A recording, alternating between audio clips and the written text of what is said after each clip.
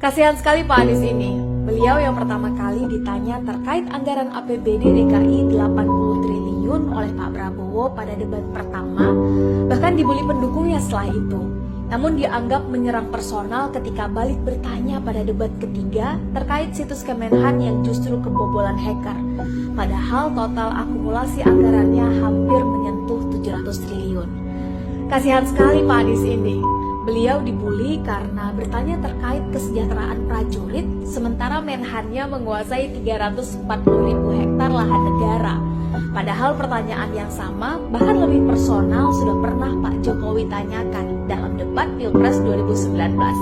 Bahkan Pak Jokowi menyampaikan yang jauh lebih personal dari itu. Kasihan sekali Pak Anies ini.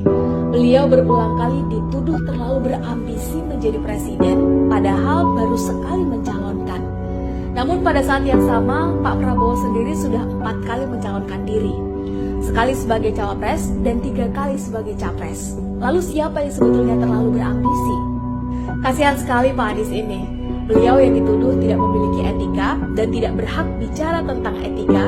Namun di saat yang sama, cawapres Pak Prabowo terpilih lewat proses yang sudah diputuskan melanggar kode etik berat lewat sang paman, sang ketua MK.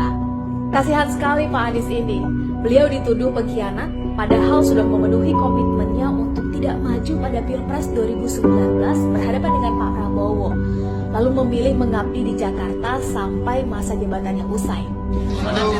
Sebetulnya kami ingin Pak, setelah beliau mengatakan beliau sudah akan sumpah 5 tahun, beliau harus setia kepada sumpahnya kepada rakyat dan sebagainya, ya kan? Ini yang Anda maksud Mas Anies? Ya, jadi ketika kita berbicara itu konteksnya 5 tahun kemarin, bahwa saya berkomitmen untuk di Jakarta, saya tidak akan kemudian mengkhianati komitmen saya juga Pak Prabowo, bahwa 5 tahun saya akan di Jakarta dan itu saya selesaikan. Padahal dalam kasus lain, Pak Prabowo juga dianggap mengkhianati janjinya untuk timbul tenggelam bersama rakyat yang memilihnya. Namun tiba-tiba masuk kekuasaan begitu saja, seolah lupa dengan janjinya.